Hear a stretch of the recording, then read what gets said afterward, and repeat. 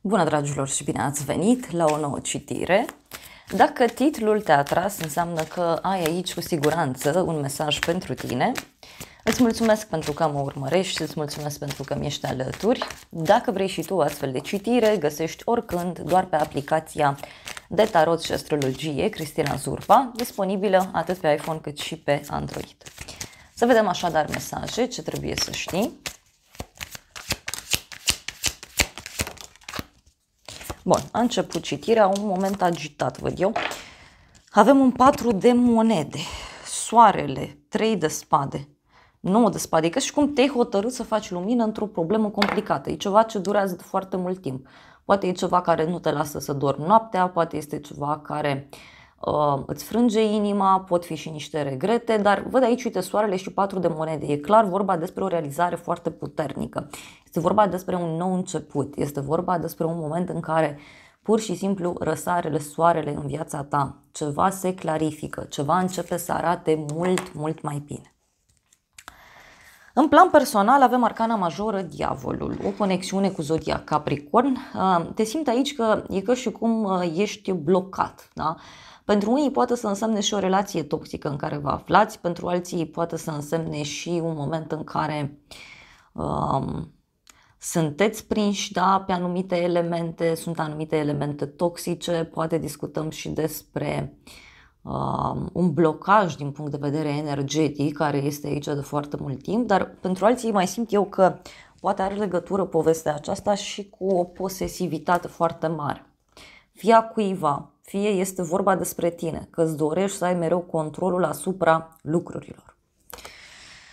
Apoi, mai văd aici, bineînțeles, și o atracție foarte mare între tine și cineva. Însă, în același timp, e și ca un blocaj care, uite, poate să țină și de o relație toxică, o relație bazată fie pe o toxicitate din punct de vedere emoțional, fie discutăm despre niște vicii pe care le aveți în comun. Următoarea carte e 5 de bâte. Deci, uite, e un moment de luptă aici, da? Agitație, este o persoană geloasă, agitată. Pe de altă parte, 5 de bâte, uite, poate să însemne și un moment în care ești agitat, da? Sau un moment, uite, de gelozie poate să fie între tine și cineva. Hai să vedem. Diavolul.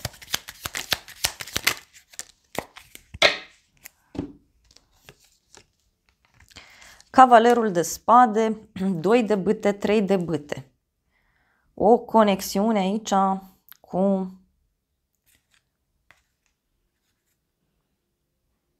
o persoană, uite, care e în așteptare.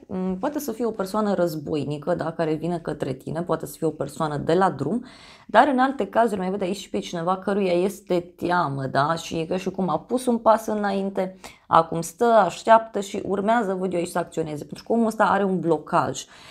Poate să fie și o persoană ușor mai impulsivă din fire în jurul tău, cineva care reacționează într-un mod dur. Hai să vedem, 5 de bâte. Și avem așa, 6 de bâte, 5 de monede. Uite, se rezolvă ceva, da, în curând. Rezolvi ceva în curând legat de viața privată. Poate are legătură cu o problemă de sănătate, poate are legătură cu o problemă financiară, dar oricum ar fi ceva aici se rezolvă. Cineva dă la spate, cineva abandonează.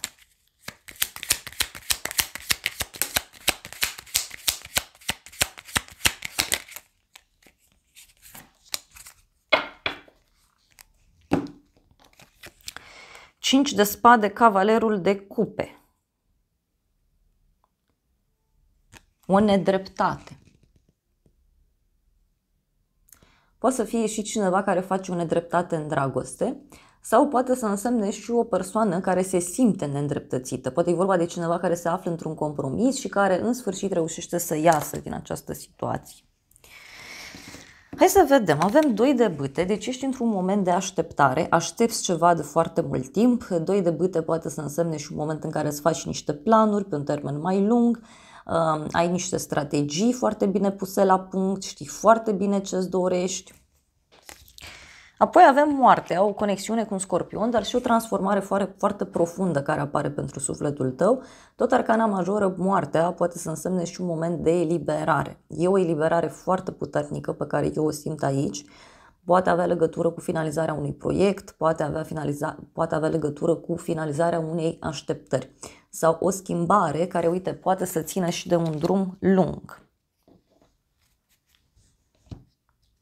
Hai să vedem doiul de bâte, ce înseamnă. Pajul de spade. Deci, uite, e o situație care a fost blocată mult timp și a creat foarte multă agitație. Văd aici o persoană dornică să învețe, dornică să studieze, dornică să acționeze lucrurile într-un mod diferit. Da? De asemenea, văd aici o persoană foarte curioasă. Da? Doar că e o persoană care simt eu că tratează lucrurile superficial. Hai să mai vedem o carte cu arcana majoră, moartea. Ce se finalizează, ce cu transformarea asta? Ei, se finalizează un anumit mod de a lucra. Se finalizează ceva legat de rutina ta. Da? Și uite, în sfârșit ești sigur pe tine, ești relaxat, liniștit. Deci eu așa văd, din punct de vedere profesional sau financiar, eu văd că aici e un blocaj în momentul de față. Și poate te-ai zbătut, da, în toate părțile. Ai încercat să rezolvi, să pui o anumită situație la punct, doar că, știu eu, poate lucrurile nu s-au concretizat atunci. Dar aici văd clar, uite, e un sfârșit profund transformator. E ceva care ți oferă siguranță, ți oferă stabilitate. Și uite, 6 de cupe. E ceva din trecut. Sau poate e ceva legat și de zona copiilor.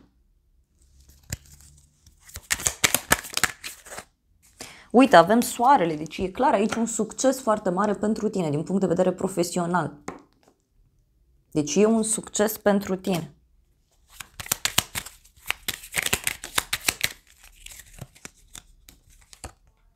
Zece de cupe. Deci, uite, e o împlinire, pur și simplu. Pentru unii poate să însemne și o veste pozitivă pe care o primiți și care are legătură cu ideea de casă, familie, sau poate să însemne, bineînțeles, și o veste care apare și care ține de o adunare mai mare de oameni.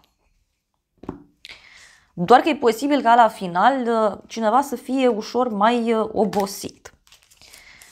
În final, avem pajul de bâte. Un nou mod de a acționa. Pajul de bâte poate să însemne și o bucurie, poate să însemne și o surpriză care vine din partea unei persoane mai tinere sau din partea unei persoane care e foarte entuziasmată. Uite, avem steaua, o legătură cu un vărsător, dar și o noutate plăcută, o veste eliberatoare, o veste bună care apare.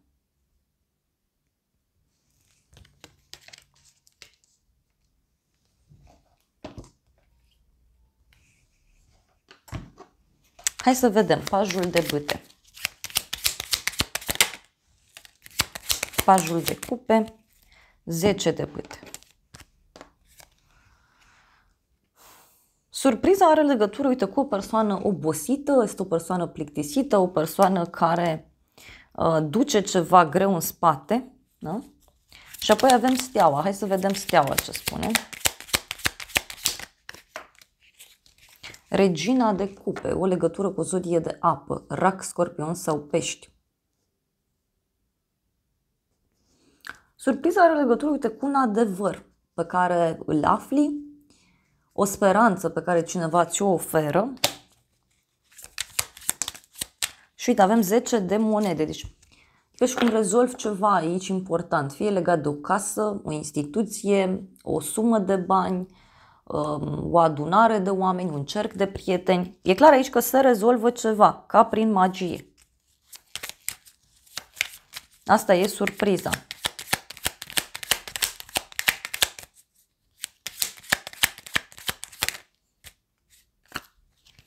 Temperanța, o conexiune cu un săgetător. Deci cineva care aduce pacea, liniștea, rezolvarea în casa ta, în inima ta. Poate să însemne și o împăcare, dar și o rezolvare extraordinar de bună. Eremitul, 8 de bâte, 2 de cupe. Deci cineva aici care totuși vine către tine. O rezolvare care apare mult mai repede față de cum ți-ai fi imaginat tu. Hai să vedem totuși ce spune și acest oracol în această situație. Multe mesaje. Păi avem așa, în primul rând, iubire, iubire necondiționată, iubire de sine, pasiune, afecțiune, atracție. Deci pentru unii poate are legătură cu dragostea sau are legătură cu o persoană care ține foarte mult la voi. Apoi avem o persoană codependentă, relație și o persoană căreia este teamă de abandon.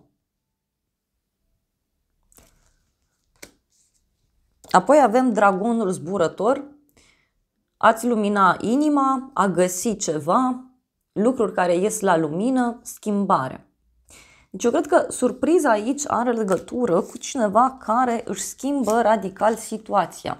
Este vorba despre o persoană care acționează într-un mod diferit. Da?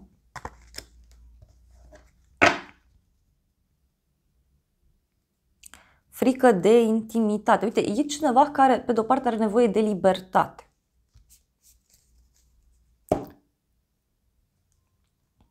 Hai să vedem ce spune și oracolul ăsta.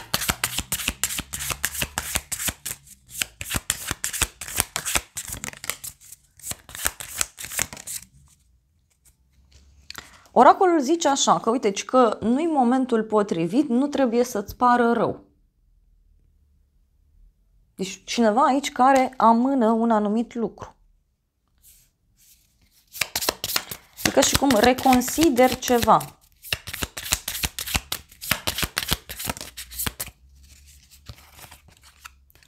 Renunță și informează-te mai bine. Deci are legătură cu ideea de a te informa mai bine. Are legătură cu niște semne pe care le primești.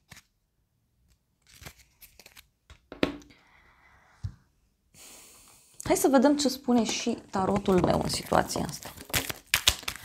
O persoană plăcută. Deci surpriza are legătură cu o persoană foarte plăcută. Este cineva care te respectă, ține la tine. Poate să fie și de dragoste pentru unii. Deci cineva care vă dorește, cineva care vrea să se apropie.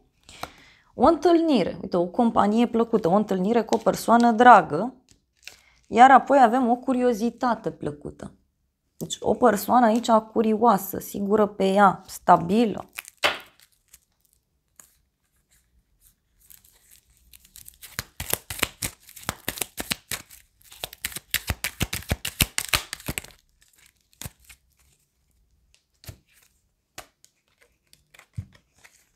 Și uite, văd aici o ceartă care apare din senin. Sau cineva care se ceartă în jurul tău. Poate surpriza pe care o ai de la persoana aceasta poate să agite spiritele. Uite, e și o veste ciudată legată de un musafir sau o persoană apropiată ție. Mai vreau o carte.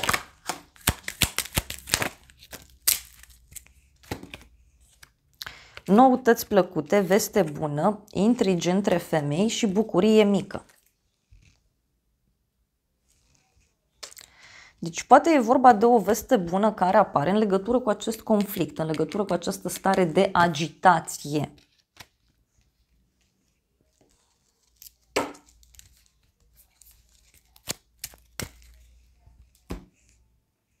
Hai să vedem oracolul ăsta ce spune.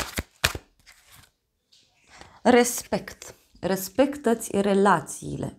Este foarte important aici să te uiți la gesturile mărunte pe care oamenii le fac față de tine. Da?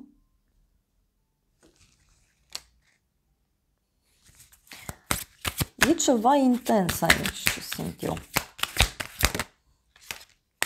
Și avem o uniune, da? Uniunea sufletelor este un eveniment miraculos care începe atunci când te aștepți mai puțin. Îmbrățișează cu această conexiune de dragoste și alege din nou.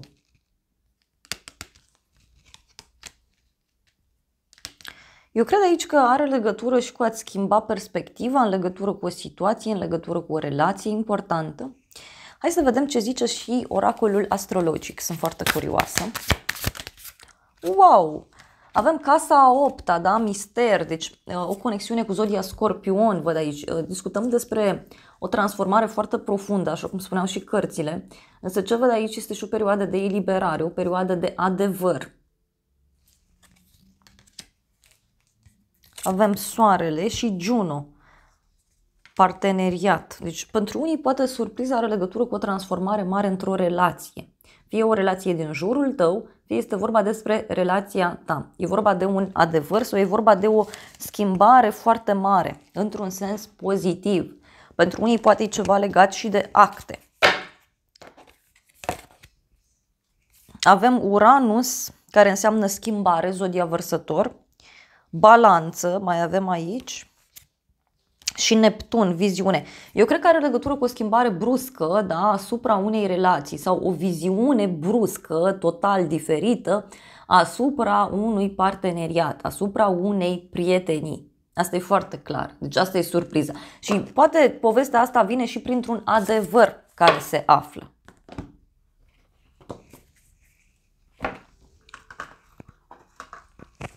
Hai să vedem ce spune și acest oracol.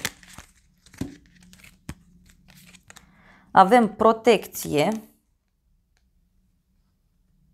o protecție puternică, magică pentru familie și casă. Poți viziona acest simbol, poți să pui pauză la citire și să te conectezi la el.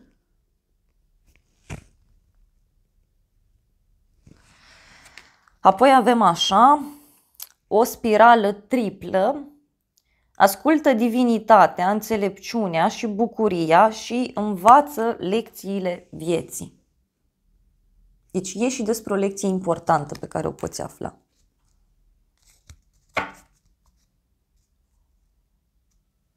Avem un labirint din care, uite, eu cred că tu vei ieși, pentru că acest mesaj spune așa: tranziția spre un nivel mai înalt de a fi, a crește energia, a crește frecvența, vibrația, da? Asta te poate ajuta să vezi imaginea de ansamblu și să vezi ieșirea din labirint, care poate să fie mult mai aproape față de cum îți imaginezi. Uite, avem spirit, deci totul ține cumva de spiritul tău, dar fiind și elementul pământ, cred eu că are legătură și cu ideea de a acționa. Așa simt. Hai să vedem oracolul ăsta ce zice, că sunt foarte curioasă. Eu așa cred că surpriza are legătură cu o perspectivă total diferită pe care tu o vei avea asupra unei relații importante. Da?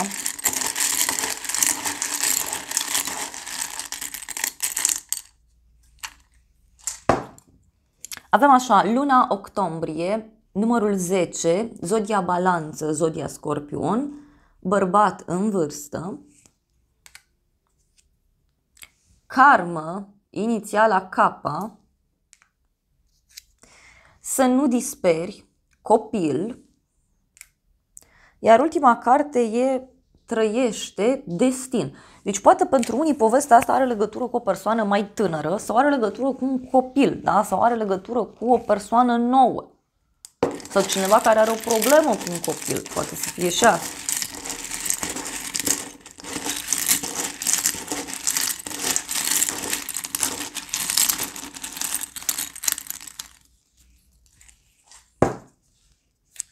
Ianuarie, cifra 1, zodia Capricorn, zodia Vărsător, bani puțini și supărare. Și apoi avem anotimpul de vară cu mesajul vacanță, relaxare. Hai să vedem încă o carte.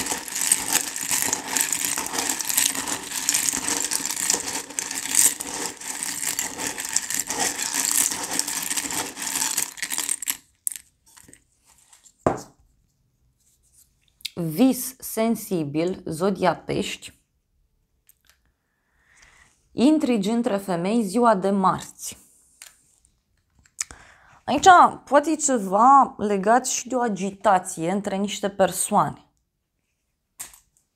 Poate să fie și asta.